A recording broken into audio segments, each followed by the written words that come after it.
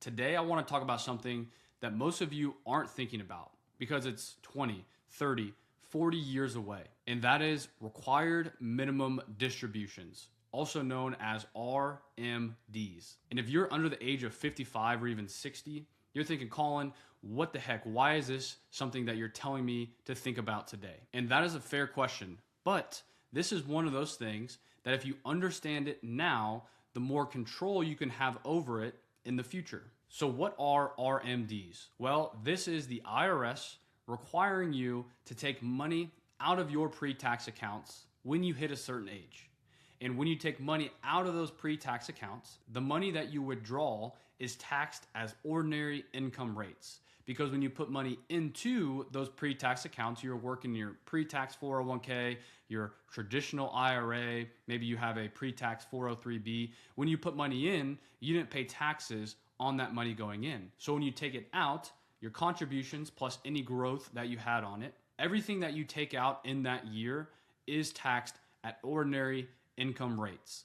So the IRS says, hey, we're going to require you to take out a portion of your pre-tax accounts every year once you hit a certain age. That is what required minimum distributions are. Now, this age isn't like 55 or 60 years old, depending on the year you were born. If you were born before July 1st, 1949, these RMDs start at 70 and a half years old. If you were born between July 1st of 1949 and December 31st of 1950, RMDs are at age 72. If you were born between 1951 and 1959, these RMDs start at 73. And if you were born anytime after 1960, your RMDs start at 75 years old. So for most of you watching this, you're probably in that 73 or 75 age where your RMDs start. So for many years, you started working, you're putting your money into those pre-tax accounts.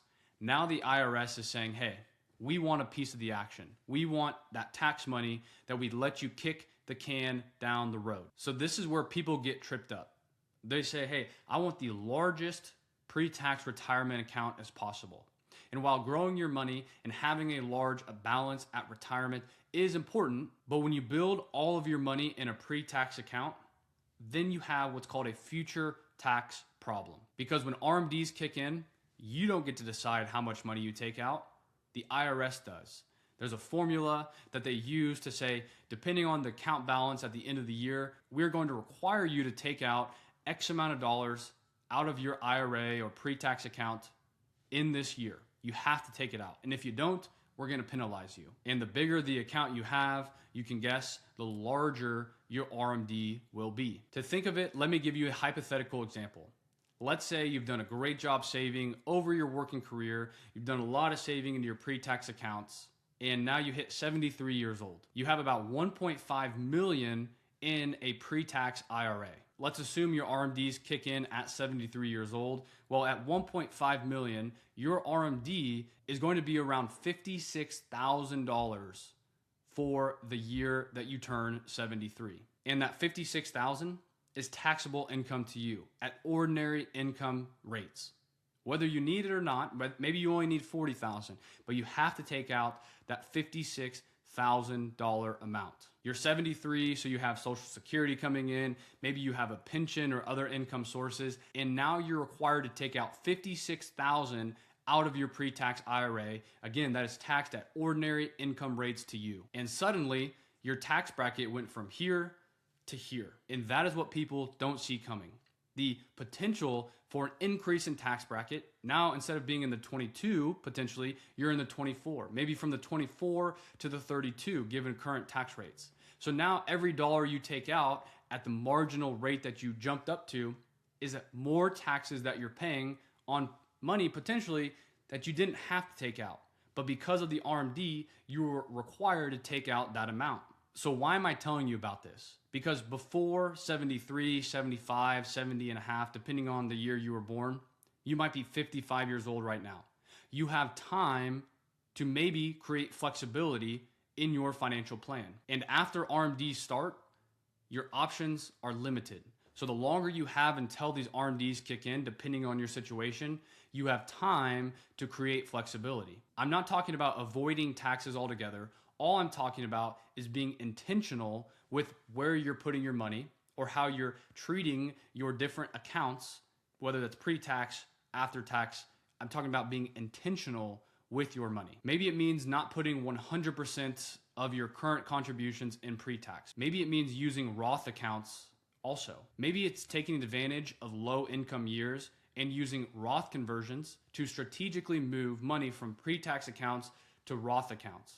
That will lower your future RMDs. Maybe it's doing qualified charitable distributions, also known as QCDs, to lower your RMD amount. See, the thing is there's no one size fits all. What works for one person may or may not work for the next. But the worst strategy is just ignoring it and saying, I'll figure it out later. Oh, I'll take care of that when I get to RMD age. Because again, when you are at RMD age, there is no flexibility. You are required to take out, based on a formula, this much money. The further you are away from RMD age, the more potential you have to create flexibility with your money. For example, Roth accounts, so your Roth 401k, your Roth IRA, they don't have RMDs. So there's no, hey, you are required to take out this much money out of your Roth accounts. It is with these pre-tax accounts that these RMDs kick in. You might have heard this, but when people talk about tax diversification, not diversification within your account, buying US stocks, international stocks, bonds, etc. I'm talking about tax diversification. This is what they're talking about. Creating tax diversification with pre-tax accounts, Roth accounts, and taxable accounts. Creating tax diversification with your money, which creates flexibility. RMDs are a great reminder that tax deferred does not mean tax free. It just means we're gonna defer it down the road to figure out at a later time. And if you start thinking about this today, if you have a large pre-tax account, if you start thinking about this today, 500,000, 800,000, 1 million, 5 million in pre-tax accounts, if you start thinking about this today in your mid to late 50s, maybe even early 60s, you can make smarter decisions leading up to RMD age. So if you've been building up large pre-tax money from 401k or traditional IRA, it might be a good idea to sit down with a financial planner like myself and discuss what your future RMDs may look like and what potential tax planning strategies can you start using today to create flexibility and tax diversification with your money. Because when you get to RMD age, 73, 75, that flexibility diminishes. It might even go away. So getting ahead of the curve on talking about your future RMDs can help you create flexibility in your financial plan. Thank you so much for being here, and I will see you in the next episode. The opinions voiced in this podcast are for general information only and are not intended to provide specific advice or recommendations for any individual. To determine which strategies or investments may be suitable for you, consult the appropriate qualified professional prior to making a decision. Episode.